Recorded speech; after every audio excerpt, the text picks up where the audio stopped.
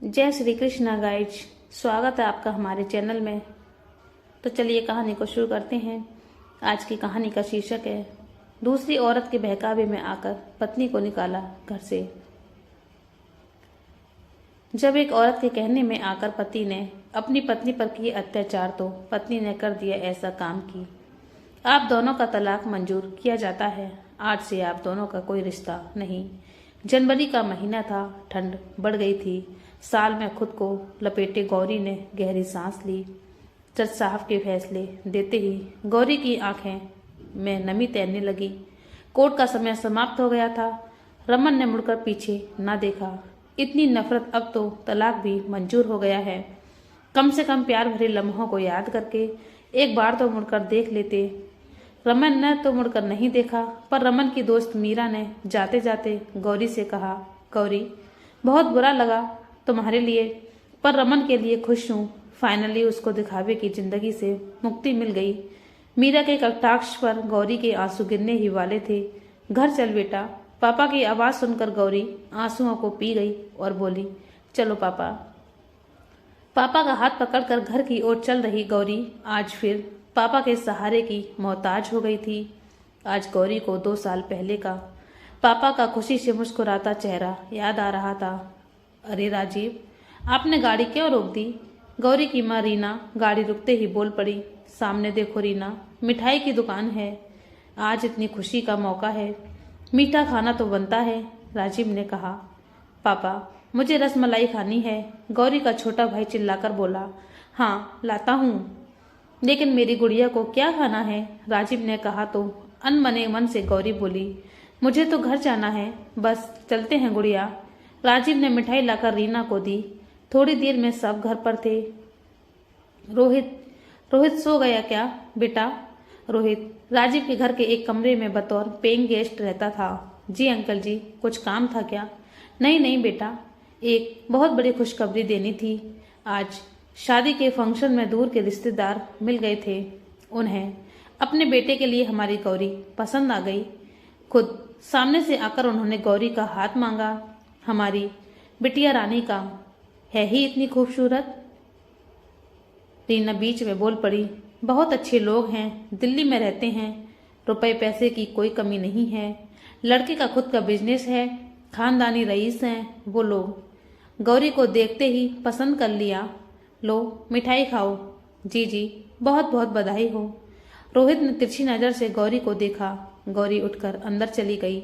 गौरी और रोहित एक ही कॉलेज में पढ़ते थे। बैचलर होने के कारण घर ढूंढने में तकलीफ हो रही थी। राजीव ने एक कमरा किराए पर दे दिया था।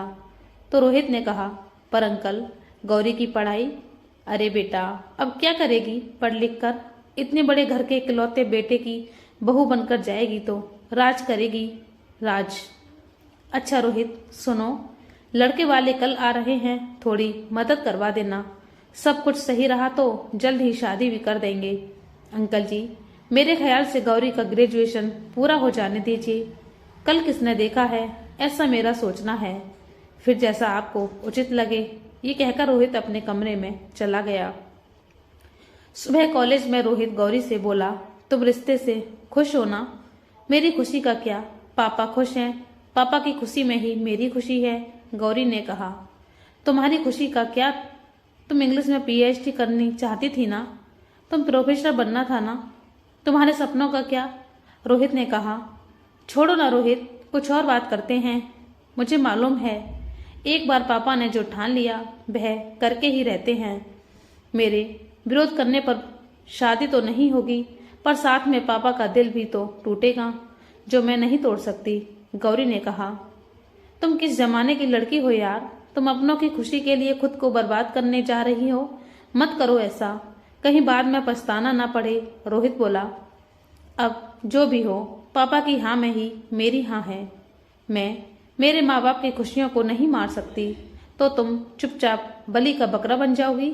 और एक बार शादी हो गई तो क्या तुम अपने सपने पूरे कर पाओगी? इस तरह अपने सपनों को मारना मुझे तो उचित नहीं लग रहा है। रोहित ने गौरी को समझाया। ठीक है ना रोहित, मेरी जिंदगी में यही लिखा है तो यही सही है।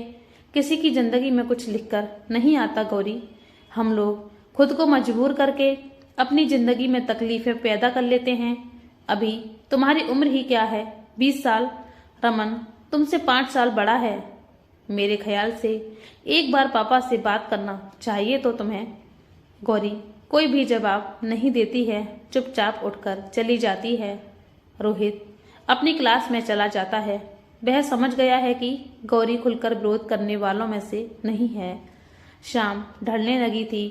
आज परी लग रही है मेरी बिटिया रानी, किसी की नजर न लग जाए। गौरी को तैयार करते हुए रीना गौरी को काजल का टीका लगाते हुए बोली। लड़के वाले गौरी को देखने आ रहे थे। औपचारिक बातचीत के बाद गौरी को रमन के संग छत पर भेज दिया गया। रमन से बात करने के बाद गौरी भी प्रभावित हो गई थी। उसे भी तो पापा की पसंद आ गई थी। सब कुछ तय हो गया था। बधाई हो प्रताप जी। राजीव ने रमन के पापा को गले से लगा लिया। 1 महीने बाद सगाई और 3 महीने बाद शादी। राजीव खुशी से झूम उठे। मेरी बिटिया अब बस कुछ दिनों की ही मेहमान है। भावुक होकर उन्होंने गौरी को गले से लगा लिया। अब बेटा कल से घर पर रहना है। वैसे भी तो तेरी पढ़ाई तो छूटने वाली है।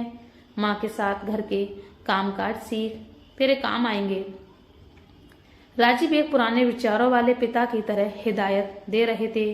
घर में शादी की तैयारियां होने लगी।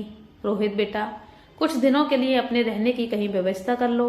मेहमानों को कमरों की जरूरत पड़ेगी, इसलिए तुम्हें कमरा खाली करना पड़ेगा। रोहित चुपचाप सिर हिला देता है। जाते जाते रोहित गौरी से बोला, गौरी मेरी बात पर एक बार और गौर कर ले। ये सब इतनी जल्दी सही नहीं है। ऐसे पढ़ाई छोड़कर कोई शादी करता है क्या? तुम्हारे सामने तुम्हारी पूरी जिंदगी पड़ी है। कल किसी ने नहीं देखा है तो क्या करूं? पापा का सपना तोड़ दूं? गौरी आंखों में आंसू भरकर बोली तो रोहित वहां से चला जाता है। रोहित ने गौरी को समझाने का भरसक प्रयास किया, पर गौरी भी पापा की बातों से सहमत हो चुकी थी। राजीव का गौरी की शादी का सपना पूरा हो गया था। बेटी खुशी खुशी विदा हो गई। रोहित हतप्रभ रह गया। कैसी पिता की इच्छा का मान रखने के लिए गौरी ने पढ़ाई का सपना तोड़ दिया। गौरी ने जितना रमन को समझा था और रमन उससे भी कहीं अच्छा पति साबित हुआ। खुशी खुशी दिन बीतने लगे। गौरी को अब पापा का निर्णय सही लगने लगा था। एक दिन कुछ ऐसा हुआ, उसके बाद से गौरी की जिंदगी बदलने लगी। एक दिन सुबह नाश्ते के वक्त गौरी और रमन और माँ नाश्ता कर रहे थे। उसी समय रमन की पुरानी दोस्त मीरा उससे मिलने आई। हाय रमन। ओ गॉड मीरा यार, कहाँ चली गई थी? कितने दिनों से कोई खबर नहीं। रमन ने दौड़कर मीरा को गले लगा लिया। सच में बता नहीं सकता, आज मुझे दुनिया भर की खुशी मिल गई। मीरा और रमन बातों में इतने मगन हो गए कि उन्हें गौरी का ध्यान ही नहीं रहा। गौरी को रमन का मीरा को गले लगाना अच्छा नहीं लगा। रमन की माँ गौरी के हाव भाव देखकर रमन को टोकती हैं। रमन बातों में ही लगे रहोगे या मीरा को गौरी से नहीं मिलवाओगे? गौरी मीरा ने पूछा। अरे मैं तो बातों में भूल ही गया मीरा, ये गौरी मेरी वाइफ और मेरी लाइफ। ये सुनकर गौरी खुश हो गई, पर मीरा थोड़ी बुझ सी गई है और बोली, वाइफ तूने शादी कर ली रमन, मेरा इंतजार भी नहीं किया। मीरा ने गौरी को दुखी करने के उद्देश्य से ये बात कही, जिसे गौरी समझ गई, पर रमन ने नहीं समझा। क्यों करता तेरा इंतजार? मुझे सन्यासी बनना था क्या? मुझे तेरा पता ठिकाना तो रहना नहीं। अच्छा चलती हूँ, बहुत बड़ा सरप्राइज मिल गया। रमन मुझे मन लगा था तुम मुझे याद करते होगे, पर यहाँ तो उल्टा ही हो गया।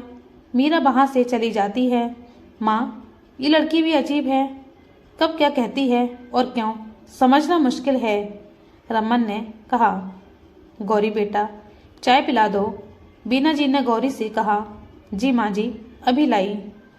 गौरी के जाते ही बीना जी रमन से बोली, तुझे नहीं समझ आया पर मैं अच्छे से समझ गई। अब तुम शादीशुदा हो, मीरा से दूर रहने में तुम्हारी भलाई है। माँ मैं आपका आशय नहीं समझा। तब तक गौरी चाय बना कर ले आई। माँ जी लो चाय। रमन आप भी ले लो। नहीं अब मुझे निकलना है, वैसे भी बहुत देर हो चुकी है। वाई माँ, वह गौरी रमन चला गया। अब तो मीरा का रोज किसी न किसी बहाने रमन के घर पर आना जाना शुरू हो गया।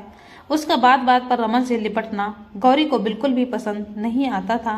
अरे रमन, सुनो, आज शाम मैंने तुम्हारी शादी की खुशी में अपने घर पर पार्टी रखी है। तुम गौरी को लेकर आओगे तो मुझे बहुत अच्छा लगेगा। पार्टी? अरे यार, पार्टी किस लिए? रमन ने कहा। तुम्हारी शादी को 1 साल हो गई है। मीरा बोली। थैंक यू माय डियर, तूने मेरे बारे में इतना सोचा, पर यह पार्टी तो तू रहने दे। रमन ने मीरा से कहा। अरे यार, मुझे अभी तक मौका ही कहाँ मिला है कि मैं गौरी को करीब से जान सकूं। पार्टी के बहाने हम एक दूसरे को अच्छे से जान लेंगे। रमन, देख, मना मत करना यार, मैंने अपने पुराने दोस्तों को भी बुलाया है। एक बार फिर कॉलेज के दिनों को याद कर धमाल मचाएंगे। मीरा ने रमन से कहा। ठीक है बाबा, जैसा तू कहे। रमन से मंजूरी मिलते ही मीरा खुशी से झूम उठी और रमन गले से लग गई। शाम को पार्टी में जाना है गौरी, वहां मेरे कॉलेज के सभी दोस्त आएंगे। देखो गौरी, मेरे किसी दोस्त को नहीं पता तुम ग्रेजुएट नहीं हो। मैंने सबको बता रखा है कि तुम पोस्ट ग्रेजुएट हो। गौरी रमन के मुंह से ये शब्द सुनकर दंग रह गई। रमन, आप मेरे बारे में सबको झूठ बोलते हो, पर क्यों? मेरी पढ़ाई तो आप लोगों के कारण ही झूठी है ना? गौरी ने कहा। अरे यार, बहुत थोड़ा बहुत झूठ तो चलता है ना, बोलना ही पड़ता है तो तुम भी बोल देना। क्यों बाल की खाल निकाल रही हो? वैसे भी मुझे कौन सी तुमसे कोई नौकरी करवानी है जो तुम्हारी पढ़ाई पूरी होने तक शादी के लिए रुकता? रमन ने कहा। तो फिर ये शर्म कैसी? बता देते हैं सबको कि मैं ग्रेजुएट नहीं हूँ। अब गौरी भी चिढ़ गई। रमन खींच कर बोला। कर दी ना अनपढ़ गंवार वाली बात। कहा था पापा से पढ़ी लिखी लड़की से शादी करूंगा, पर माँ, पापा तो पागल हो गए थे तुम्हें देखकर। और तुम? रमन, तुम्हारी बातों से तो कभी नहीं लगा कि तुम इस रिश्ते से सहमत नहीं थे। हाँ, पर अब जब से मीरा आई है तब से असहमत लगते हो। गौरी रमन की बात पर चिल्लाया। गौरी की आंखों में आंसू गिरने लगे। शादी को 1 साल होने को आया था। इतने दिनों में गौरी को याद नहीं कभी रमन उससे जोर से भी बोला हो। गौरी रोते हुए बेडरूम में चली गई। वीना जी रमन और गौरी का झगड़ा देखकर दुखी हो गई और वीना ने रमन को समझाया। बेटा, अब समझ आया क्यों मीरा से दूर रहने के लिए कहा था मैंने? माँ, आप भी मीरा को गलत समझ रही हो। वो बेचारी तो सिर्फ मेरे और गौरी की खुशी के लिए ये पार्टी रख रही है। ऐसा तुझे लग रहा है बेटा, पर मुझे तो तेरी गृहस्थी उजड़ते दिख रही है। तुम ये क्यों भूलते हो कि गौरी तुम्हें एक नजर में ही भा गई थी और तुमने ही उसे नहीं पढ़ने दिया था। तुम्हारे पापा तो गौरी के ग्रेजुएट होने तक 2 साल रुकने वाले थे, पर तुमने ही कहा था कि कौन सी नौकरी करानी है। फिर अब अचानक क्या हुआ? माँ, आप बेवजह ही मुझ पर गुस्सा कर रही हैं। क्या गलत कहा मैंने? यही ना, वहाँ कोई ग्रेजुएशन के बारे में पूछे या एजुकेशन के बारे में पूछे तो खुद को ग्रेजुएट बताना। माँ, आप ही बताओ, कैसा लगेगा जब सबको पता चलेगा कि गौरी 12वीं पास है? मुझे गौरी की पढ़ाई से कोई परेशानी नहीं है, पर कोई उस पर या मुंह पर हंसे वो मुझे पसंद नहीं। जय की वाइफ डॉक्टर है, राहुल की वाइफ सीईओ है, रिया इंजीनियर है, मीरा तो सबसे सुपर है। उसने तो 3-3 जिम खोल रखे हैं। अब आप बताओ, क्या गलत कहा मैंने? ठीक है ना बेटा, इससे अच्छा तो तू अकेला चला ही जा। कोई पूछे तो कह देना मेरी तबीयत खराब हो गई है और गौरी को मेरे पास रुकना पड़ा। मुझे उस मीरा पर बिल्कुल भी भरोसा नहीं। मेरी बहू मेरे लिए दुनिया की सबसे अच्छी बहू है, बस उसे परेशान मत कर। बीना जी ने कहा। जैसी आपकी मर्जी कहकर रमन अकेले ही पार्टी में शामिल होने के लिए निकल गया। ये देख गौरी और दुखी हो गई और सोचने लगी, रमन, तुम बदल गए हो। अभी तक तुम मुझे छोड़कर कहीं नहीं जाते थे। जहां जाते मुझे लेकर के जाते थे, तब तो तुम्हें शर्म नहीं लगी। मीरा के आते ही अचानक ऐसा क्या हुआ जो तुम्हें मुझसे और मेरी पढ़ाई से प्रॉब्लम होने लगी? रोते रोते आंखें सूज गईं। गौरी की पार्टी में रमन को अकेले आता देख मीरा थोड़ी उदास हो गई और बोली, रमन, तुम अकेले? गौरी कहाँ है? मैंने तो यह पार्टी तुम्हारे और गौरी के लिए रखी थी। माँ की थोड़ी तबीयत खराब हो गई थी, इसलिए गौरी को रुकना पड़ा। क्यों, मेरे आने से खुशी नहीं हुई क्या? रमन ने कहा। अरे नहीं नहीं, तुम भी कैसी बातें करते हो। हाँ, गौरी आती तो और ज्यादा खुशी होती। मीरा, तुम कितनी अच्छी हो, कितना सोचती हो मेरे बारे में, मेरी खुशी के बारे में। Thank you so much dear Meera. Raman से गले मिलते हुए लव यू डियर। तुम तो मेरे लिए बहुत अच्छे दोस्त हो। तुम्हारी खुशी के लिए तो मैं कुछ भी कर सकती हूँ। पार्टी शुरू हो जाती है। सभी बहुत एंजॉय कर रहे थे, डीजे की धुन पर थिरक रहे थे। सबको लगा कि डिनर का समय भी हो गया है। मीरा रमन के लिए और अपने लिए जूस लेकर आती है, जिसे पीने के बाद रमन का सिर भारी हो गया। क्या हुआ रमन, तुम ठीक हो? हाँ, बस थोड़ा सिर दर्द करने लगा है। शायद बहुत दिनों बाद ये नाच गाना मस्ती की तो थोड़ी थकान हो गई है बस। मीरा ने राहुल को इशारा किया। राहुल बोला, यार रमन, हम तो बड़े मन से पार्टी में आए थे, ये सोचकर कि गौरी भाभी से मिलेंगे। तूने उन्हें साथ ना लाकर सब मजा खराब कर दिया हमारा। और बता, भाभी क्या करती हैं?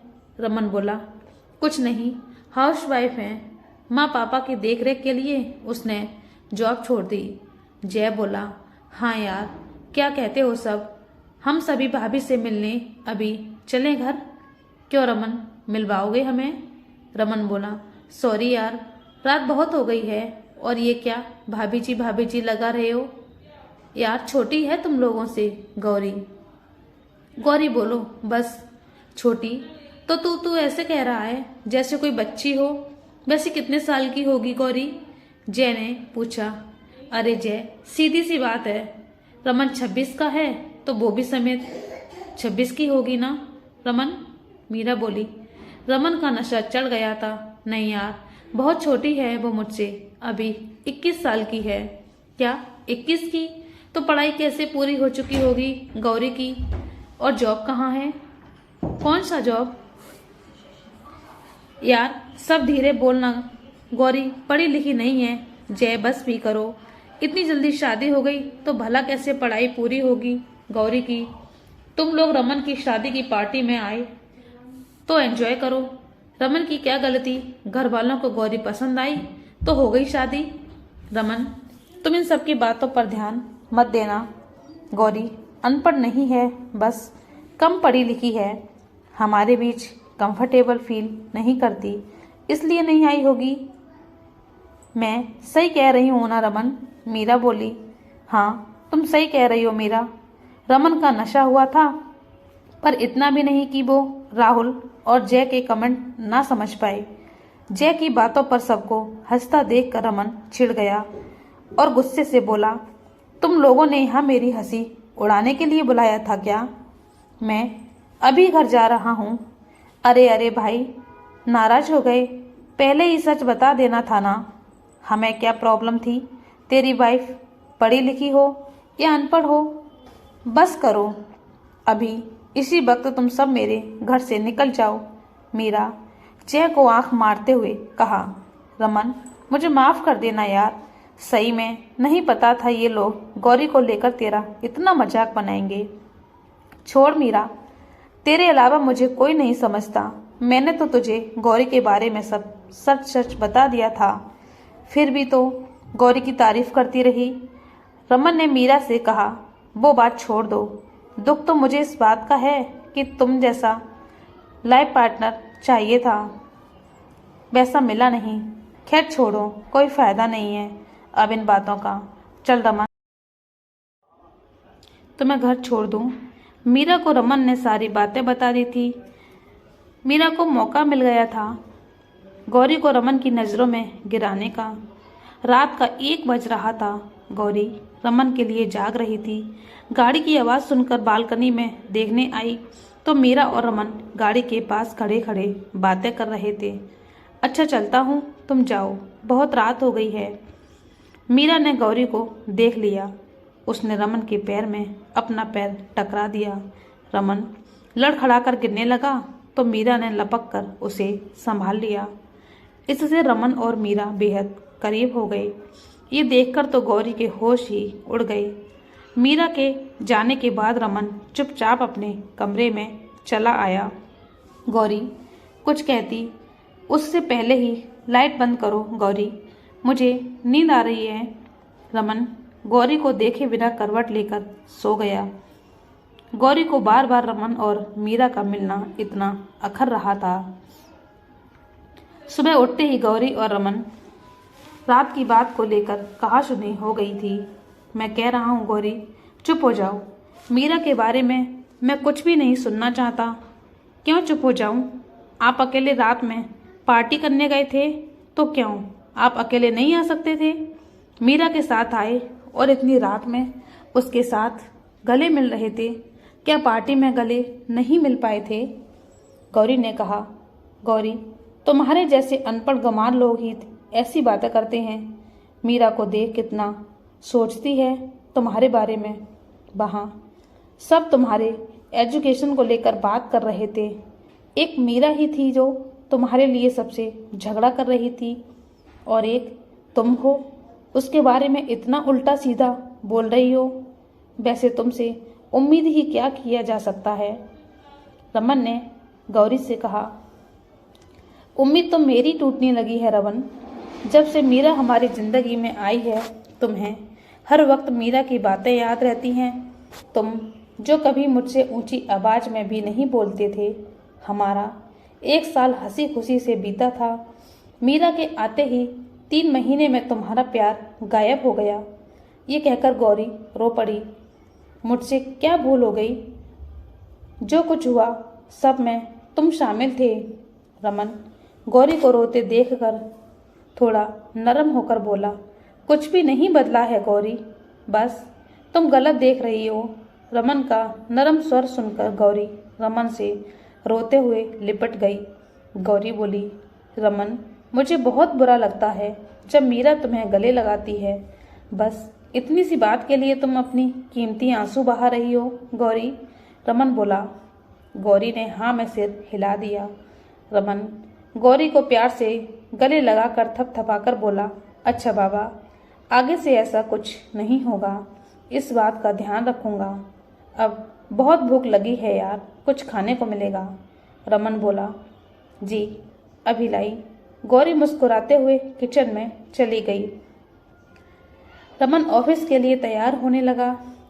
आया पापा? अरे पापा, आप कब आए? फोन कर देते तो मैं लेने आ जाता। रमन ने अपने पिता से कहा। हाँ, आते तो तब जब झगड़े से फुर्सत मिले। मैंने सब सुना है। ये चल क्या रहा है तुम दोनों के बीच? किस बात को लेकर गौरी पर चिल्ला रही थी? और ये मीरा कौन है? कहीं वही लड़की तो नहीं जो तुम्हारे साथ कॉलेज में पढ़ती थी? अमीर बाप की बिगड़ैल बेटी? बोलो, वही है ना? हाँ पापा, वही है। अब मीरा पहले जैसी नहीं है पापा, वो बहुत बदल गई है। गौरी को तो बहुत पसंद करती है। बस गौरी को कुछ गलत फहमी हो गई है। जो कुछ भी हो, पर मीरा अब इस घर में नहीं आएगी। पर पापा, बस रमन, मैंने एक बार जो कह दिया तो कह दिया। मैं 3 महीने के लिए गांव क्या चला गया? तुमने बहू का जीना मुश्किल कर दिया। प्रताप जी ये कहकर अपने कमरे में चले गए। पापा की डांट खाकर रमन का मुंह खराब हो गया। रमन आओ, नाश्ता तैयार है। रमन चुपचाप नाश्ता करने लगा। तभी उसके फ़ोन पर मीरा का फ़ोन आया।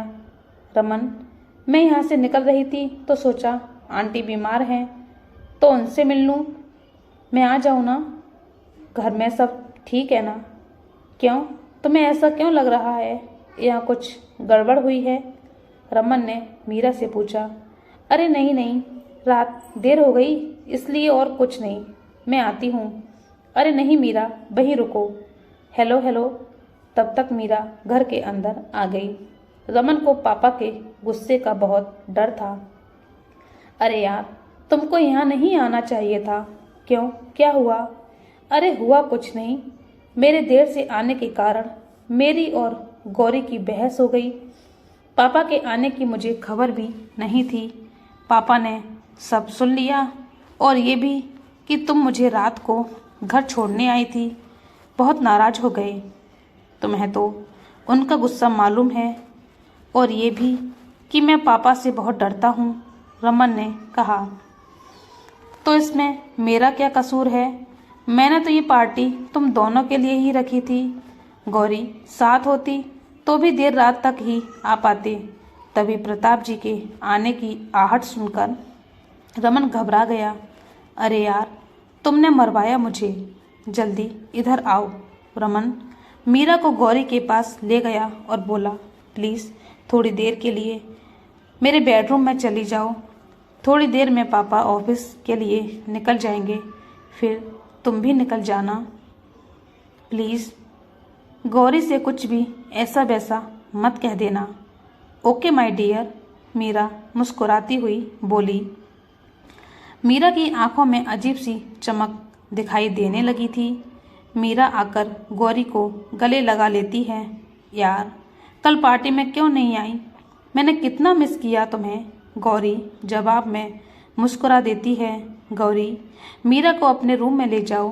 प्रताप जी को आते देख रमन बोला। गौरी मीरा को अपने रूम में ले जाती है। अरे वाह गौरी, रूम तो तुमने बहुत अच्छा सजा कर रखा है। तुम्हें पता है, मैं पहले जब भी इस रूम में आती थी तो जनाब का कमरा बुरी तरह बिखरा रहता था। रमन किसी को भी अंदर नहीं आने देता था। मैं ही रोज उससे मिलने आती थी तो उसका रूम साफ करती थी। अरे गौरी, ये किस रंग के पर्दे लगाए हैं? रमन को पिंक कलर से बहुत चिढ़ थी। कमाल है यार, पिंक पर्दे। मैंने तो उसके लिए पिंक कलर पहनना बंद कर दिया था। तब उसकी पसंद कुछ और थी। अब उसे मैं और मेरी पसंद ज़्यादा पसंद है। गौरी चिढ़कर बोली। वो तो दिखाई दे रहा है गौरी। अच्छा छोड़ो ये सब बातें यार, और बताओ तुम्हारी फैमिली में कौन कौन है? घर कहाँ है तुम्हारा? तभी रमन आता है। इशारे से गौरी को बुलाकर कहता है, यार थोड़ी देर और झेल लेना इसे। पापा चले जाएं, फिर ये निकल जाएगी। मैं इसे भी समझा दूंगा, कल से घर आना बंद कर दे। तुम जानती हो ना, पापा तो मुझे घर से निकाल बाहर कर देंगे। गौरी हाँ में सिर हिला देती है। मीरा, मैं जा रहा हूँ, तुम बैठो। मैं भी साथ चलती हूँ ना। वैसे भी मुझे तुम्हारे अलावा यहाँ कोई पसंद नहीं करता। नहीं यार, ऐसा नहीं है, थोड़ा रुको। गौरी है ना, बहुत स्वीट है मेरी वाइफ। आते ही सबका मन मोह लिया इसने। पापा की लाडली बेटी। गौरी को गले लगाकर रमन ने कहा। ये देख मीरा के चेहरे के तेजी से भाव बदल गए। वह दूसरी ओर देखने लगी। गौरी, इसे हमारी शादी के पिक्स दिखाओ। गौरी बेमन से मीरा को एल्बम दिखाने लगी। ये कौन है? ये मेरा दोस्त रोहित है, मेरे साथ ही कॉलेज में पढ़ता था। ओह, मुझे लगा कोई रिश्तेदार है। हर जगह दिखाई दे रहा है ना, इसलिए। मीरा ने कहा। हमारे यहाँ किराए के रूम में रहता था, तभी हर जगह नजर आ रहा है। अच्छे दोस्त नसीब से मिलते हैं, गौरी बोली। अच्छा गौरी, तुम माँ के यहाँ कब से नहीं गई? मीरा ने पूछा। माँ के पास? अरे वहाँ जाने के लिए क्या सोचना है, 2 घंटे ही तो लगते हैं। जब जाने का मन करता है रमन छोड़ देते हैं, वहाँ से पापा या रोहित छोड़ जाते हैं। मीरा ये सुनकर मुस्कुराने लगी, जैसे उसे कोई खजाना मिल गया हो। गौरी नहीं समझ पाई। मीरा के मुस्कान की वजह पर मीरा को नया दांव खेलने के लिए बहाना मिल गया। अच्छा चलती हूँ स्वीटहार्ट। प्रताप जी चले गए थे। गौरी तो मीरा के जाने का इंतजार करती रही थी। मीरा गौरी को देखकर मन ही मन बोली, अब देखना गौरी मैं रमन की पसंद को फिर से अपनी पसंद कैसे बनाती हूँ। मीरा चली गई। गौरी ने राहत की सांस ली। थैंक गॉड पीछा छूटा। अच्छा हुआ पापा के कारण इसका घर आना तो बंद हुआ और ऑफिस में पापा रहते ही हैं। पर सोचा हुआ क्या, कभी पूरा होता है। सब कुछ ठीक होने लगा था। मीरा का घर आना बंद हो गया था। एक दिन सुबह प्रताप जी रमन से बोले, मेरी तबीयत कुछ ठीक नहीं लग रही है। आज मुंबई के क्लाइंट के साथ बहुत अहम मीटिंग भी है, तो वक्त पर ऑफिस पहुंच जाना। मैं तो वक्त पर पहुंच जाऊंगा पापा, पर पहले चलो डॉक्टर से चेकअप करा लेते हैं, रमन ने कहा। अरे नहीं, उसकी कोई ज़रूरत नहीं है, थोड़ी थकान है बस, तुम जाओ रमन। जाते जाते गौरी, पापा का ध्यान रखना, और माँ, मैंने डॉक्टर सिंघा को फ़ोन कर दिया है, वो अभी आते होंगे, मैं चलता हूँ। रमन ऑफिस के लिए निकल गया। इधर प्रताप को हार्ट अटैक आ जाता है। गौरी रमन को फ़ोन लगाती है, फ़ोन नहीं लगता। तब तक डॉक्टर साहब आ जाते हैं। अरे, इन्हें तो अटैक आया है। वो तुरंत अपनी गाड़ी में उन्हें हॉस्पिटल ले जाते हैं। बहुत कोशिशों के बाद भी उन्हें बचाया नहीं जा सका। अब तो मीरा को आज़ादी मिल गई थी। अब मीरा फिर पहले की तरह आने जाने लगी थी। बीना जी ने अपने बेटे को बहुत समझाया, बेटा अपने पापा की बात को तो मान रख लेते। हाँ माँ, मना कर दूंगा, ये कहकर रमन बीना जी की बातों को रमन ने टाल दिया। अब मीरा ने रमन के दिमाग में रोहित को लेकर शक का कीड़ा डाल दिया। रमन, पहले तुम्हारे पापा और अब आंटी जी। यार, प्रॉब्लम क्या है? गौरी मायके जाकर अपने बॉयफ्रेंड से मिल सकती है, वो उसे छोड़ने घर तक आता है, इसमें किसी को कोई आपत्ति नहीं है। तुम्हें कुछ अजीब नहीं लगता? मीरा बार बार अपने मायके क्यों चली जाती है और रोहित के साथ ही क्यों वापस आती है? मीरा ने रमन के कान भरे। रमन बोला, अरे यार, कोई छोड़ने के लिए नहीं रहता तो कभी कभी रोहित छोड़ जाता है। ये तुम्हारी सोच है, इसलिए अच्छी है। वही मेरे आने पर आंटी और गौरी दोनों के चेहरे बन जाते हैं। हमारी दोस्ती है तो गलत, और गौरी रोहित की दोस्ती में कुछ भी गलत नहीं है। वाह, क्या बात है, क्या सोच है तुम्हारी माँ और तुम्हारी स्वीट वाइफ की। माफ़ करना, पर मुझे तो इन लोगों की दोस्ती कुछ ज़्यादा ही गहरी लगती है।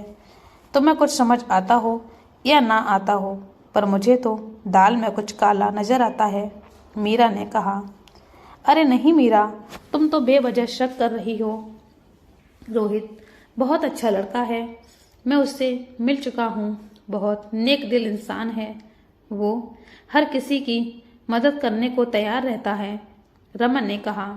रमन, ऐसा तुझे लगता है क्योंकि तुम खुद ही बहुत भोले हो और गौरी को बहुत चाहते हो, पर गौरी तुम पर विश्वास क्यों नहीं करती?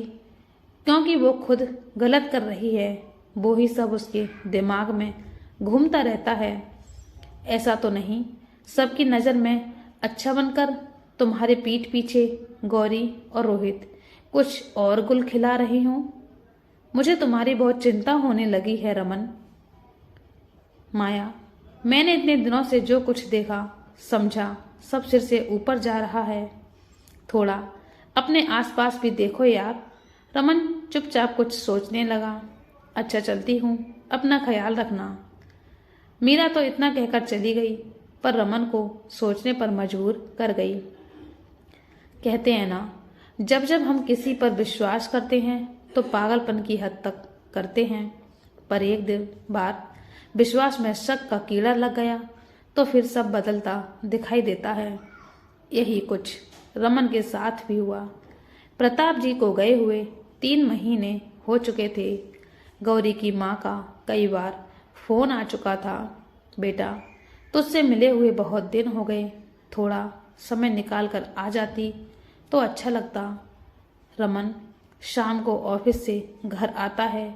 गौरी चाय बनाकर लेकर आती है और रमन से कहती है, रमन, माँ कई बार फ़ोन कर चुकी है, तुम्हें अगर समय हो तो माँ से मिलने चलते हैं। रमन बोला, हाँ, माँ से बोलो कुछ दिनों के लिए यहाँ आकर रह जाए, तुमसे मिलना भी हो जाएगा और तुम्हारा भी मन बहल जाएगा। माँ यहाँ कैसे आ सकती है रमन? चिंटू की पढ़ाई भी है तो है दो, चिंटू की छुट्टियाँ हो जाए तब आ जाए। पापा के जाने से जिम्मेदारी बढ़ गई है, मैं तो बहुत व्यस्त हूँ, काम का बहुत प्रेशर है। समझती हूँ यदि मैं चली जाऊँ 1-2 दिन रहकर वापस आ जाऊंगी। रमन कुछ भी नहीं बोलता, चुपचाप अपने लैपटॉप में बिजी हो जाता है।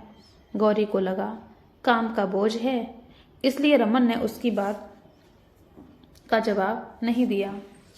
सुबह नाश्ते की टेबल पर बीना जी रमन से पूछती हैं, बेटा कोई परेशानी है? कल रात से देख रही हूँ बहुत चुपचाप सा है। रमन बोला, नहीं माँ, कोई बात नहीं है, बस काम का प्रेशर है। अब सब कुछ मुझे ही देखना पड़ता है। हाँ समझती हूँ बेटा, इनके जाने से तेरी जिम्मेदारियाँ बढ़ गई हैं, पर फिर भी खुद के लिए समय निकाला कर। बहुत दिनों से कहीं घूमने नहीं गए तुम दोनों, कहीं घूमने क्यों नहीं चले जाते? ग्रेट आइडिया माँ जी, गौरी चह कर बोली। हम तीनों कहीं घूमने चलते हैं, बहुत मज़ा आएगा। रमन ने गौरी को देखा। नहीं माँ, अभी मुझे जरा भी फुर्सत नहीं है, फिर कभी देखते हैं। रमन नाश्ता करके ऑफिस चला गया। बीना जी आराम करने चली गई। गौरी घर के बाकी काम निपटाने लगी। शाम को रमन घर आकर बताता है उसे ऑफिस के काम से मुंबई जाना है, तो वापस आने में 2-3 दिन लग सकते हैं। अरे ये तो अच्छा ही है बेटा, गौरी को भी साथ ले जा, समय निकाल कर घूमना फिरना भी हो जाएगा। नहीं माँ, नहीं हो पाएगा। बोला ना एक बार, फिर कभी। ठीक है, जैसे तेरी मर्जी बेटा, अपना ख्याल रखना। माँ मैं अकेला नहीं जा रहा हूँ, राघव जी भी साथ में जा रहे हैं। राघव रमन के मैनेजर का नाम था। रमन अपनी माँ से बात कर रहा था कि उसके पास मीरा का फ़ोन आता है। हाय मीरा, इस वक्त फ़ोन? कुछ काम था क्या? नहीं रमन, बस ऐसे ही लगा लिया। क्यों नहीं करना चाहिए था? मीरा ने कहा। नहीं नहीं, मैं ऐसे ही पूछ रहा था, सॉरी, बोर हो रही थी, सोचा तुमसे बात कर लूँ। कैसी चल रही है तुम्हारी लाइफ? सब ठीक है, आज मैं बहुत व्यस्त थी तो तुमसे मिल नहीं पाई। कल तुमसे मिलने तेरे ऑफिस आती हूँ। कल मत आना मीरा, प्रोजेक्ट के सिलसिले में कल सुबह मुंबई निकल रहा हूँ, लौटकर मिलने का प्रोग्राम बनाते हैं। लौटकर क्यों? मैं भी चलती हूँ साथ, वहीं मेरी कजिन रहती है, इस बहाने उससे मिल लूँगी। वाह, ये तो बहुत अच्छा होगा। ठीक है, फिर हम कल सुबह एयरपोर्ट पर मिलते हैं। ठीक है। मीरा फ़ोन डिस्कनेक्ट कर देती है। गौरी की आवाज़ से रमन पीछे मुड़कर देखता है। मीरा का फ़ोन था? हाँ। क्यों? उसको साथ ले जाने के लिए आप तैयार हो और मुझे नहीं? क्यों गौरी, मैं प्रोजेक्ट को लेकर के बहुत ही परेशान हूँ, तो प्लीज़ बेकार की बातें करके मेरा दिमाग मत खराब करना। मीरा अपनी कजिन के यहाँ जा रही है तो मुझे उसकी क्या चिंता, वो अपनी देखभाल खुद कर सकती है। तुम सिर्फ मुझ पर बोझ बनकर बैठने वाली हो। दिन भर प्रोजेक्ट, शाम को तुम्हें घुमाने ले जाओ, मुझसे नहीं होगा। रमन ने गौरी से कहा। मुझे सब समझ आ रहा है, आप मुझे इग्नोर कर रहे हो। मैं भी मायके जाना चाहती हूँ, पर उसकी इजाज़त नहीं है। क्यों कर रहे हो ऐसा? माँ पापा को यहाँ बुला लो, जितना मिलना है मिल लो, पर तुम अपने पापा के यहाँ नहीं जाओगी, बस अब और नहीं। मुझे मेरा काम करने दो। सुबह रमन मीरा के साथ मुंबई के लिए निकल गया। रमन को गए 2 दिन हो गए थे। गौरी बेटा, आई माँ जी। गौरी किचन से निकलकर बीना जी के पास आती है। कुछ चाहिए माँ जी? नहीं, यहाँ बैठ। अभी रमन का फ़ोन आया था, उसे मुंबई में अभी 2 दिन और लगेंगे। ये सुनकर गौरी का चेहरा उतर गया। अरे उदास क्यों होती है? चल जल्दी तैयार हो जा, हम दोनों गाजियाबाद घूमने चलते हैं। तेरे माता पिता से भी मिल लेंगे, कल शाम तक वापस आ जाएंगे। ये सुनकर गौरी अपनी सास से लिपट गई। ठीक है माँ, मैं इन्हें फ़ोन करके बता देती हूँ। गौरी और उसकी सास गाजियाबाद के लिए निकल गई। रमन ने गौरी की बात का कोई जवाब नहीं दिया। उसे रह रहकर मीरा की कही हुई बातें याद आ रही थीं। वो भी तुरंत दिल्ली के लिए निकल गया। गौरी की पूरी बात न सुनने के कारण वो इस बात से अनजान था कि गौरी माँ के साथ गई है। दिल्ली पहुंचकर सीधे गौरी के मायके के लिए निकल गया। उसके अंदर का क्रोध का लावा धधक रहा था। गौरी ने माँ पापा को सरप्राइज देने के लिए उन्हें नहीं बताया था कि वो आ रही है। घर पहुंचकर देखा दरवाजे पर ताला लगा था। रोहित उस वक्त अपने रूम में था। रोहित गौरी और वीना जी को देखकर बोला अचानक, यहाँ नमस्ते आंटी जी। रोहित वीना जी के पैर छूकर बोला, गौरी तुम आंटी को लेकर मेरे रूम में बैठो, मैं चिंटू को स्कूल से लेकर आया, फिर बताता हूँ अंकल आंटी कहाँ गए हैं। चिंता मत करो, वो लोग ठीक हैं। तुम्हारे मामा को माइनर अटैक आया था, वो लोग उन्हें देखने के लिए गए हैं, मैं बस अभी आया। रोहित गौरी के पापा की कार लेकर निकल गया। गौरी सास के साथ रोहित के रूम में आकर बैठ गई। माँ जी आप आराम करो, और सरप्राइज के चक्कर में हम दोनों खुद सरप्राइज हो गए। चिंता मत करो बेटा, रोहित बोला है ना, सब ठीक है। तभी रोहित का फ़ोन आता है। हेलो रोहित, कहाँ हो? आए नहीं अभी तक? वही बताने के लिए फ़ोन किया है मैंने।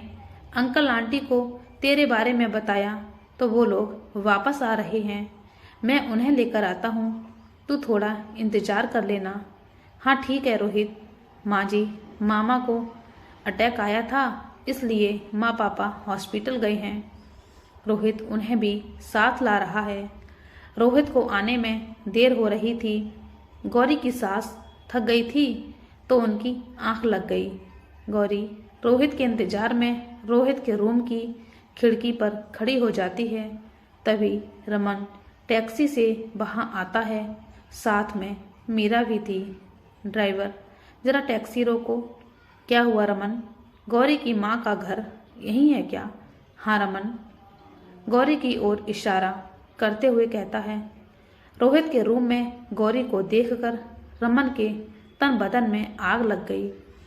तुम सही थी मीरा, गौरी रात यहाँ रोहित से मिलने आती है, यहाँ रोहित का कमरा है।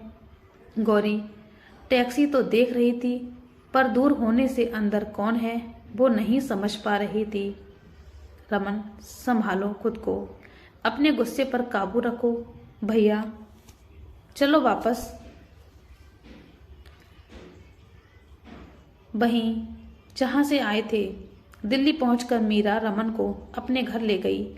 मैं तुम्हें अकेले नहीं रहने दे सकती, मुझे तुम्हारी बहुत चिंता हो रही है। गौरी तुम्हें धोखा देती रही और तुम पागल बने, धोखा खाते रहे। तुम्हारी अच्छाइयों को नाजायज फ़ायदा उठाकर गौरी ने तुम्हारे साथ बहुत गलत किया। रमन मैं उसे देखकर ही समझ गई थी तूने बहुत गलत लड़की से शादी की है। खैर अभी भी कुछ नहीं बिगड़ा है, छोड़ दो गौरी को और नए सिरे से ज़िंदगी जीना शुरू करो। मैं हमेशा तुम्हारे साथ थी और रहूँगी। मीरा रमन को अपने गले से लगाकर बोली। इन सब ने अनजान गौरी अपने माता पिता से मिलकर खुश हो रही थी। अचानक गौरी चक्कर खाकर गिर पड़ी। गौरी क्या हो गया बच्चा? गौरी के पापा ने तुरंत उसे गोद में उठाकर बिस्तर पर लिटा दिया। डॉक्टर चेकअप करके बताती हैं। बधाई हो राजीव जी, आप नाना बनने वाले हो। सब बहुत खुश हो जाते हैं। गौरी की आंखों में खुशी के आंसू आ गए। माँ मैं कल सुबह ही वापस चली जाऊंगी। रमन ये खबर सुनकर बहुत खुश हो जाएंगे। मैं उनके आने से पहले घर पहुंचना चाहती हूँ। जैसे तेरी मर्जी, मैं खुद तुझे तेरे घर तक छोड़ने जाऊंगा। अगले दिन सुबह ही गौरी और उसकी सास को घर छोड़ने के लिए निकल गए। राजीव हॉस्पिटल की भागदौड़ से काफ़ी थके हुए थे। इस वजह से वो कार ड्राइव करने के लिए अपने साथ रोहित को लेकर गए थे। गौरी समय से अपनी ससुराल पहुंच गई थी। गौरी जल्दी जल्दी रमन को ये खुशखबरी सुनाना चाह रही थी। अच्छा बेटा, हम चलते हैं। अरे ऐसे कैसे पापा, अंदर तो आइए। नहीं बेटा, फिर कभी। अभी तेरे मामा के पास जाना जरूरी है। अभी जिद मत कर बच्चे, जल्दी आऊँगा। रोहित बेटा, गौरी का सामान अंदर तक पहुँचा दो। जी अंकल जी। रोहित गौरी का सामान ले जाकर घर के अंदर रखने लगता है। गौरी अपनी सास को लेकर अंदर चली गई है। रोहित गौरी को छोड़कर कार में बैठने जा रहा था कि पीछे से मीरा के संग आ रहे रमन की निगाह उस पर पड़ जाती है। राजीव भी कार में बैठे हुए थे, पर शक और गुस्से में रमन को सिर्फ रोहित दिखा और मुस्कुराकर पापा को बाय कर रही गौरी दिखाई दे रही थी। रोहित कार लेकर निकल गया तो रमन भी वहीं कार से उतर गया। तुम जाओ मीरा, मैं चला जाऊंगा। क्यों रमन, छोड़ देती हूँ ना घर तक। प्लीज़ मीरा, जिद मत करो, कुछ कदम ही चलना है, चला जाऊंगा। रमन ने मीरा से कहा। तुम जाओ, अपना ध्यान रखना रमन, और गुस्से पर काबू भी। ये कहकर मीरा चली गई। रमन भी घर पहुंच गया। गौरी खुशी के कारण गीत गुनगुनाती रही थी। कोई आया सपना बनकर, दिल में समाया अपना बनकर। जाग उठे सुखद एहसास लेने लगा है प्रेम आकर। क्या बात है। रमन पीछे से ताली बजाते हुए आता है। प्रेम फूट फूट कर बाहर निकल रहा है। अरे रमन, आप बड़ी जल्दी आ गए। गौरी रमन को देखते ही चहक उठी। क्यों, नहीं आना चाहिए था क्या। उखड़े लहजे में रमन बोला। नहीं नहीं रमन, आप बुरा मान गए, मेरा ये मतलब नहीं था। तो क्या मतलब था गौरी। गौरी रमन का उखड़ा हुआ रुख देखकर सहम गई। तुम्हें मना किया था कि पापा के यहाँ नहीं जाओगी, फिर तुम क्यों गई। वो रमन, मैंने सोचा आप नहीं हैं तो मैं पापा से मिलाती हूँ। पापा से या रोहित से। रमन गुस्से से बात करते हुए बोला। रमन, ये आप क्या कह रहे हैं। गौरी की आंखों में आंसू छल छला उठे। अब तुम रोकर मुझे बेवकूफ़ नहीं बना सकती। सब देख लिया है मैंने, कैसे माँ के घर का बहाना करके तुम कल उस रोहित के साथ उसके कमरे में थी। क्या आप वहाँ आए थे। आपने मुझे रोहित के कमरे में देखा। रमन, एक बार आकर देख तो लेते, मैं वहाँ क्यों और किसके साथ थी। रोहित के साथ। और किसके साथ। उसी से मिलने तो भागती हो बार बार। अरे तो और उसे आज यहाँ भी ले आई। कब से आए हो तुम दोनों यहाँ। बस कीजिए रमन, आप कुछ ज़्यादा ही बोल रहे हो। मैं पापा के पास गई थी, पापा और रोहित के साथ वापस आई हूँ। बस, और कितना झूठ बोलोगी गौरी। सब देखा है, कैसे अपने यार को हंस हंस कर वाय कर रही थी। बस कीजिए रमन, प्लीज़ बस कीजिए। आपकी गंदी सोच पर घिन आती है मुझे, और मुझे तुमसे घिन आ रही है गौरी। तेरे पिता ने पैसा देकर अपनी बेटी की शादी मुझसे कर दी और बेटी के यार को घर में पनाह दे दी और दोनों को अपना फ्री का नौकर बना रखा है। भगवान के लिए बस भी करो रमन। आपको मुझसे शिकायत है तो मुझे कुछ भी कह लो, पर मेरे पापा को कुछ भी कहने का अधिकार नहीं है आपको। धीरे धीरे दोनों की लड़ाई तेज होने लगी। बाहर से आती आवाज़ें सुनकर रमन की माँ चौंक गई कि ये दोनों किस बात पर झगड़ने लगे, जाकर देखती हूँ। एक बार नहीं 1000 बार कहूँगा, तेरे बाप ने अपनी बदचलन बेटी मेरे पल्ले बांधकर मेरी जिंदगी बर्बाद कर दी। ये तुम नहीं बोल रहे हो, ये मीरा की संगत का असर बोल रहा है। खबरदार गौरी, मीरा को इन बातों के बीच में शामिल मत करो। क्यों? मीरा के लिए इतना खराब लग रहा है? मुझे कुछ भी कह सकते हो। जिस दिन से मीरा ने हमारी जिंदगी में कदम रखा है, तुम बदल गए हो। कहीं तुम मीरा से प्यार तो नहीं करने लगे? खैर, मीरा जैसी लड़की से आशा भी क्या की जा सकती है। अपने दोष मीरा के ऊपर मरने देने से तुम सती सावित्री तो नहीं बन सकती, रहोगी तो धोखेबाज ही। अब मैं तुम्हें एक पल भी बर्दाश्त नहीं कर सकता। निकल जाओ मेरे घर से, जाकर रहो अपने रोहित के पास। फिर छुप छुप कर मिलने की जरूरत नहीं पड़ेगी। रमन गुस्से में गौरी का हाथ पकड़कर घर से बाहर निकालने लगा। रमन छोड़ दो गौरी को, ये गलत कर रहा है तू बेटा। बीना जी ने देखा रमन गौरी का हाथ पकड़कर घर से बाहर निकाल रहा था। हड़बड़ाहट में सीढ़ी उतरते ही पैर फिसलने से बीना जी सीढ़ी से गिर गईं। माँ जी। रमन और गौरी तेजी से उन्हें संभालने जाते हैं। माँ जी आंखें खोलिए, क्या हो गया ये? माँ को छूने की कोशिश मत करना। रमन ने गौरी को दूर धकेल दिया। गौरी फूट फूट कर रोने लगी। प्लीज रमन, ऐसा मत करो, अब बाद में बात करते हैं। रमन, एम्बुलेंस बुला लेता हूँ। माँ को हॉस्पिटल ले जाया गया। डॉक्टर बताते हैं कि सिर पर गहरी चोट लगने से बीना जी पैरालाइज हो गई हैं। वो अब ना बोल सकती हैं ना ही चल सकती हैं।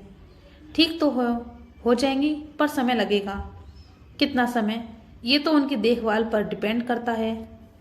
गौरी की सच्चाई पर एकमात्र सबूत उसकी सास जिंदा लाश बनकर रह गई थी। गौरी को कुछ सूझ ही नहीं रहा था कि वो क्या करे। रमन को कैसे यकीन दिलाए कि वो अकेली नहीं गई थी। रमन तो अपनी माँ की इस हालत का जिम्मेदार गौरी को मान बैठा था। रमन को गौरी से बहुत नफरत हो गई थी। बीना जी अब घर आ गई थी। रमन, मुझे तुम्हें कुछ बताना है, पर मुझे कुछ सुनना नहीं है। अब माँ घर आ चुकी है। इन पेपर्स पर साइन करो और चली जाओ यहाँ से। गौरी पेपर देखती है। Divorce paper? रमन, ये क्या है? रमन, मैंने कुछ भी ऐसा गलत काम नहीं किया जिससे आपका विश्वास टूटे। मत करो रमन ये सब। मैं आपके बिना नहीं रह सकती। रमन, मेरा पहला प्यार आप हो। आपके अलावा मैंने किसी के बारे में कभी नहीं सोचा। गौरी, अब तुम्हारे आंसू और ये बातें मुझे फैसला बदलने पर मजबूर नहीं कर सकती। तुम चाहती हो दुनिया तमाशा देखे और तुम्हारे पापा की इज्जत नीलाम हो, तो फिर वकील के सामने सफाई पेश करने के सबूत ढूंढती रहना, नहीं तो शांति से तलाक की कार्रवाई के लिए तैयार हो जाओ। रमन वहां से चला गया।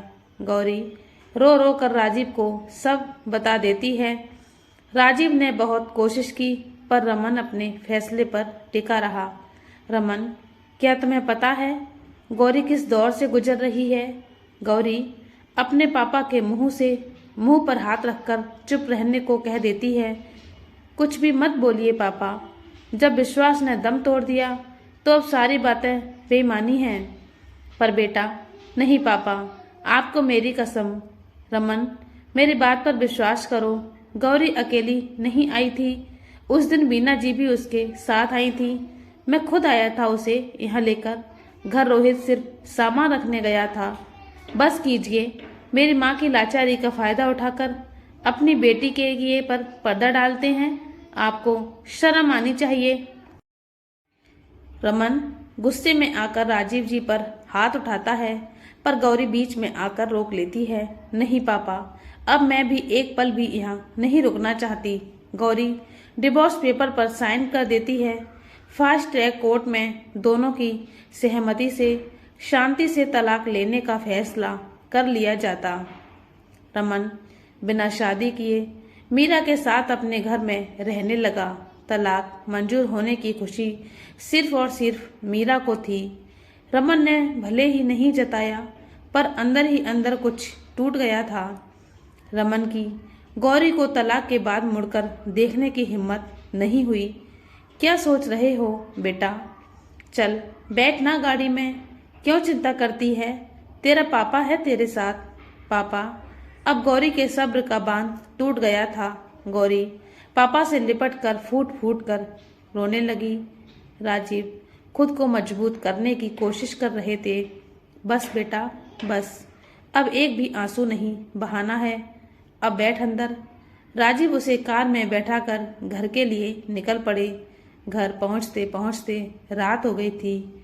रीना चिंता कर रही थी। थके कदमों से गौरी और राजीव को आते देख गौरी की माँ समझ गई कि आज तलाक हो गया। अब हमेशा हमेशा के लिए उनकी बेटी की गृहस्थी उजड़ चुकी थी। गौरी चुपचाप माँ की गोद में सिर रखकर लेट गई है। पता नहीं किस मनहूस घड़ी में उस मीरा के कदम मेरी बेटी की जिंदगी में पड़े। अब इन सब बातों का कोई फायदा नहीं। बेटा मुझे एक बात समझ नहीं आई। गौरी बेटा, तुमने रमन को अपनी माँ बनने की बातें क्यों नहीं बताई? पापा आपको क्या लगता है जो रमन मुझे और रोहित को लेकर इतनी गलत बातें कह रहा था, वो मेरे और रोहित के रिश्ते को नाजायज बोल गया? क्या मेरी माँ बनने की खबर से खुश हो जाता? नहीं पापा, वो मेरी जायज बच्चे को नाजायज करार देता। मैं ये कभी इस सहन नहीं कर पाती कि मेरे बच्चे को कोई भी पाप की निशानी कहे। अब क्या सोचा है तूने? अभी तो मेरा दिमाग काम नहीं कर रहा। पापा इस बारे में बाद में बात करते हैं। पता नहीं माँ जी कैसी होंगी, ठीक होंगी भी या नहीं। अब उस घर से तेरे सारे रिश्ते खत्म हो गए हैं। अब उन लोगों के बारे में सोचना बंद कर। रीना इसे कुछ खिलाओ, सुबह से सिर्फ चाय में है। माँ मुझे भूख नहीं है। हम तेरी मनोदशा समझ सकते हैं बेटा, अपने लिए ना सही पर इस नन्ही सी जान के स्वस्थ रखने के लिए तो खाना खाना पड़ेगा ना। गौरी बेमन सी खाना खा लेती है। राजीव और रीना सोने चले जाते हैं। चिंटू वहीं गौरी के पास सो जाता है। गौरी की आंखों से नींद कहाँ थी।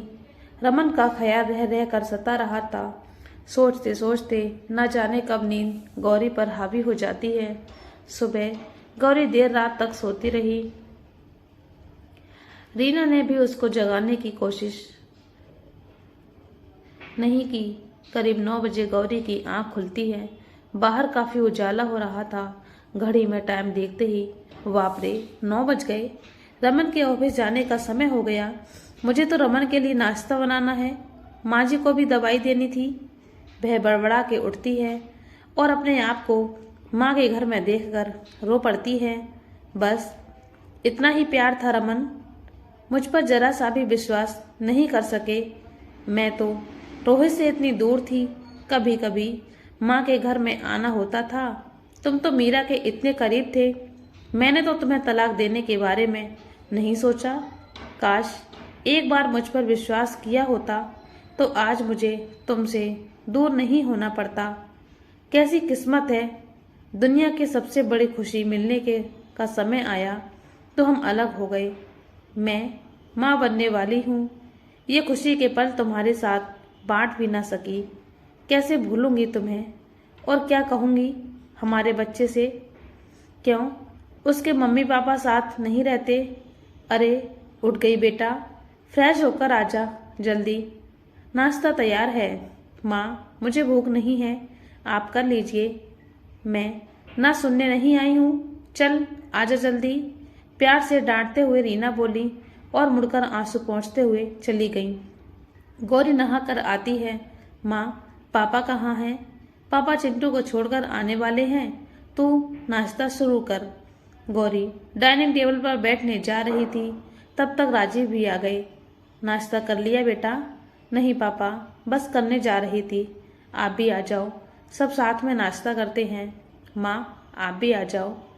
गौरी अपना दुख छुपाने की कोशिश कर रही थी। वाह, आलू के पराठे मेरा फेवरेट, इसीलिए तो बनाया था, कहते हुए नाश्ता करने बैठ जाती हैं। थोड़ी देर की चुप्पी के बाद आगे के लिए क्या सोचा है गौरी? सोचना क्या है पापा, जहाँ सब कुछ छोड़कर गई थी अब सब वहीं से शुरू करना है। मतलब ये पापा, पढ़ाई छोड़ने का फैसला मेरी जिंदगी का सबसे गलत फैसला था। अगर मैंने तब पढ़ाई ना छोड़ी होती तो अब आगे ही जिंदगी कैसे कटेगी सोचकर डर नहीं लगता।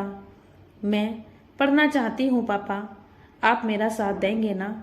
रोहित ने सही कहा था, मुझे पढ़ाई पूरी करके ही शादी करनी चाहिए थी। रोहित से याद आया, रोहित कल से दिखाई नहीं दिया, कहीं गया है क्या वो? चला गया बेटा। चला कहाँ गया? जिस दिन तेरा फोन आया था रोहित मेरे पास ही बैठा था। हमारे बीच की सारी बातें उसको पता चल गई थी। वह बहुत शर्मिंदा था खुद पर कि उसकी वजह से तेरी बसी बसाई गृहस्थी बर्बाद हो गई। वो बोल रहा था अगर उसको थोड़ा सा भी पता चल जाता उसे लेकर तुम दोनों के बीच में खटपट हो रही है तो कब का यहाँ से चला गया होता। अब वह तेरा सामना नहीं कर सकता, इसलिए वह यहाँ से चला गया। हमने बहुत कोशिश की थी उसे रोक लें, पर वो बोला मेरे यहाँ रहने से गौरी को और ज़्यादा तकलीफ हो जाएगी और वह नहीं चाहता कि उसकी वजह से अब कोई और तेरे पर उंगली उठाए। ओ, वैसे ठीक भी है, जब अपने ही विश्वास नहीं कर सके तो दूसरों से कैसे उम्मीद करें। गहरी सांस लेकर गौरी, खैर मेरी पढ़ाई के बारे में आपका क्या फैसला है? जो हो गया उसे बदल नहीं सकते, पर जो बचा है उसे सुधार सकते हैं। मैं आज ही कॉलेज में बात करता हूँ। राजीव ये कहकर ऑफिस चले गए। राजीव कॉलेज में बात करके गौरी की स्थिति को देखते हुए गौरी का प्राइवेट फॉर्म भरवा देते हैं। पापा, प्राइवेट?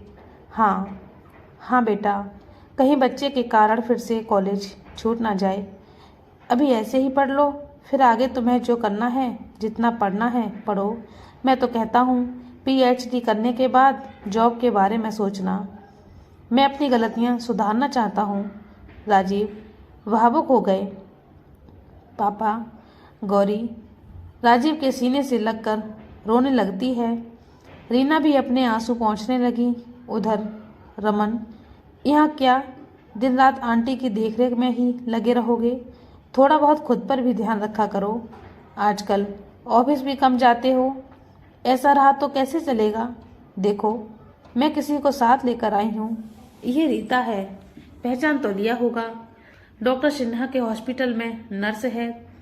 आज डॉक्टर से मिलने गई तो सोचा पूछ लो, आंटी कब तक ठीक होंगी? उन्होंने कहा आंटी को हमेशा समय समय पर दवा, मालिश और विशेष देखभाल की जरूरत है। मेरा तो तुम्हें पता है कितना काम रहता है, ऊपर से आंटी मुझे पसंद भी नहीं करती। तुम ऐसे ही रोज रोज घर बैठे रहोगे तो बिजनेस चौपट हो जाएगा। अब आंटी की चिंता छोड़ो, आज से रीता उनका ध्यान रखेगी। वैसे भी गौरी की वजह से क्या हालत हो गई है आंटी की। गौरी का नाम सुनते ही बीना जी की आंखों में आंसू बह निकले। अरे आंटी, आप दुखी मत होइए, मैं और रमन आपको कुछ भी नहीं होने देंगे। ये बहुत अच्छा काम किया तुमने Meera, thank you so much dear. Raman Meera को गले लगाकर बोला, मीरा तुम सच में बहुत अच्छी हो, कितना सोचती हो तुम मेरे बारे में। मुझे पूरा विश्वास हो गया, तुम्हारा साथ रहा तो सब जल्दी अच्छा हो जाएगा। अच्छा, बातें बाद में, अभी जल्दी से ऑफिस के लिए तैयार हो जाओ। रमन तैयार होने चला गया। रीता, तुम पहले आंटी के लिए नाश्ता बनाओ। जी मैम, किचन किधर है? वो उधर। मीरा किचन की ओर इशारा करती है। वीना जी की आंखों में मीरा के लिए घृणा के भाव स्पष्ट नजर आ रहे थे। मीरा ये सब खूब अच्छे से समझ रही थी। हाँ, तो आंटी क्या कहा था आपने? मैं रमन और गौरी की जिंदगी से दूर हो जाऊं? गौरी मुझसे कहीं ज्यादा सुंदर और समझदार है। मेरी औकात नहीं आपकी प्यारी बहू गौरी की बराबरी करने की। गौरी तो गई, साथ ही इस घर से उसका नामो निशान भी मिट गया। अब आप देखो मैं कैसे इस घर पर और रमन के दिल पर अपनी जगह बनाती हूँ। और जब तक आप ठीक होकर खड़ी हो पाओगी मैं मीरा रमन सक्सेना बन जाऊंगी। बीना जी बेबसी के आंसू बहाती रह गईं। रमन के साथ साथ मीरा भी घर से चली जाती है। अब घर में रीता और बीना जी रह गए थे। रमन का लगाव मीरा की ओर दिन प्रतिदिन बढ़ता गया। वहीं बीना जी की हालत में अभी तक कोई भी सुधार नहीं दिख रहा था। गौरी ने अपना पूरा ध्यान पढ़ाई के प्रति लगा दिया था। एक दिन रोहित एक लड़की के साथ राजीव के ऑफिस में राजीव से मिलने के लिए आता है। अरे रोहित, कैसे हो बेटा? कहाँ हो आजकल? नमस्ते अंकल जी। गौरी कैसी है? वो ठीक है बेटा। ये कौन? ये सीमा है, मेरी दोस्त। ये और गौरी एक ही क्लास में थे। गौरी जानती है इसे। अंकल, सीमा बहुत ही इंटेलिजेंट है। वो अपनी पढ़ाई का खर्च ट्यूशन पढ़ाकर उठा रही है। मैंने इसे गौरी के विषय में बता दिया है। गौरी 2 साल के बाद फिर से पढ़ाई शुरू कर रही है। उसे कोई परेशानी ना हो। अगर आप चाहें तो ये घर आकर गौरी को पढ़ाई में मदद कर देगी। अरे परेशानी कैसी है? मैं खुद परेशान था। गौरी को सब समझाने में एक टीचर की ज़रूरत पड़ेगी। थैंक यू बेटा। थैंक यू मत बोलिए अंकल। अभी तो गौरी की खुशियाँ वापस लानी है। उसके ऊपर लगा कलंक मिटाना है। उसे बिना गुनाह के गुनहगार नहीं बनने दे सकते। अब मेरा एक ही मकसद है, गौरी को निर्दोष साबित करना। इसके लिए मैं दिल्ली शिफ्ट हो गया। दिल्ली? और तुम्हारी पढ़ाई भी चलती रहेगी अंकल। दिल्ली में जॉब ढूंढ लिया है। वह मेरे बचपन का दोस्त रहता है। फिलहाल उसके पास जा रहा हूँ। आप गौरी से मेरे विषय में कोई बात मत करना। सीमा, तुम भी अपना ध्यान रखना। बस गौरी को गाइड कर आगे कैसे क्या करना है। मैं भी चलता हूँ अंकल। रोहित राजीव के पैर छूकर निकल जाता है। राजीव, सीमा को घर भेज देते हैं। जाओ बेटा, ये मेरे घर का पता है। गौरी को भी कोई ऐसा मिल जाएगा जिससे वो अपने मन की बातें कर सकेगी। 3 महीने होने को आए थे। बीना जी की हालत में कोई सुधार नहीं हो रहा था। इस बात से डॉक्टर सिन्हा खुद परेशान थे। एक दिन रमन डॉक्टर से बोला, अंकल आपने कहा था माँ कुछ दिनों में ही ठीक हो जाएंगी, पर इनकी हालत में कोई भी सुधार नहीं हो रहा। ये बात तो मैं भी नहीं समझ पा रहा हूँ रमन। मैं और भी डॉक्टरों की रिपोर्ट दिखाकर सलाह ले चुका हूँ। दवा बराबर है, फिर पता नहीं क्या बात है। क्यों बीना जी रिस्पॉन्स नहीं कर पा रही हैं? डॉक्टर सिन्हा बीना जी को चेक करके चले जाते हैं। सर एक बात बोलूं? रीता ने कहा। मैं इनको शायद प्यार और अपनेपन की जरूरत है। वो उन्हें मिल नहीं पा रहा। यही वजह है कि वह ठीक नहीं होना चाहती हैं। हाँ, तुम शायद सही कह रही हो रमन। रमन रीता की बात का समर्थन करते हुए बोला। रमन अपनी बुआ को फोन लगाता है। उन्हें कुछ दिन आने के लिए कहता है, पर उसकी बुआ मना कर देती है। मैं भाभी की देखभाल के लिए नहीं आ पाऊंगी। रमन, मेरे ऊपर बहुत जिम्मेदारी है। तुम अपनी मौसी को क्यों नहीं बुला लेते हो? वैसे भी उनके बेटे बहू साथ नहीं रहते। तुम्हारे मौसा जी के जाने के बाद अकेली ही रहती हैं। शायद एक बहन दूसरी बहन की तकलीफ समझ सके।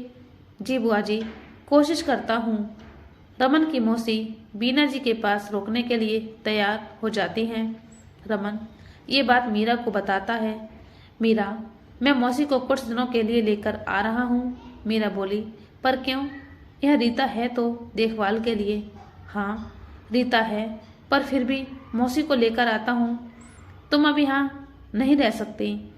मौसी को यूं ही बिना शादी के तुम्हारा यहाँ रहना अच्छा नहीं लगेगा। तो चलो कर लेते हैं शादी। मैं तो तैयार नहीं हूँ अभी भी गौरी मेरे दिलो दिमाग पर हावी है। मैं बहुत कोशिश करता हूँ भूलने की, पर भूल नहीं पाता। पर कब और कैसे उसकी यादें मेरे सामने खड़ी हो जाती हैं। कभी कभी लगता है गौरी को तलाक देकर शायद मैंने अपनी जिंदगी की बहुत बड़ी गलती कर दी। यही बातें माँ को भी सता रही हैं। बुरा मत मानना, पर तुम्हें यहाँ से जाना होगा। ठीक है रमन, जैसी तुम्हारी मर्जी। तुम्हारी खुशी में ही मेरी खुशी है। मीरा मगरमच्छी के आंसू बहाते हुए बोली। मीरा मन ही मन कुड़ते हुए अपना सामान लेकर जाने लगी। पर एक वादा चाहिए मुझे तुमसे, मिलने आओगे? कोशिश करूँगा। तो इसका मतलब तुम मुझसे प्यार नहीं करते? मैं सही कह रही हूँ? ऐसा नहीं है, तुम्हारे अलावा कौन है मेरा? अब जो भी है तुमसे ही तो है, पर प्यार है या नहीं बता सकता तुम्हें। मैं देख लूँगी रमन। मुझे इग्नोर करने की कीमत तो गौरी को तलाक देकर चुका चुके हो, पर फिर इग्नोर कर रहे हो मन ही मन बढ़ाते हुए मुझसे। तो तुम्हें शादी करनी पड़ेगी, वरना मैं तुम्हें बर्बाद कर दूंगी। मीरा जो चाहती है वो हासिल कर लेती है।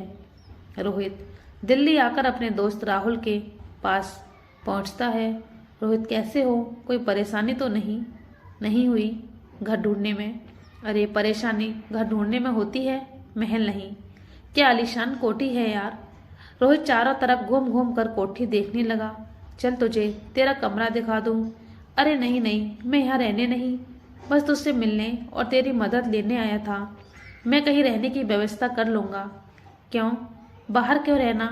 मॉम डैड न्यूयॉर्क गए हैं। भाई मैं 3 महीने तक मैं अकेला हूँ। तेरी कंपनी मिल जाएगी, ये समय आराम से निकलेगा। रोहित राहुल के पास रुक जाता है। और बता क्या मदद चाहिए तुझे?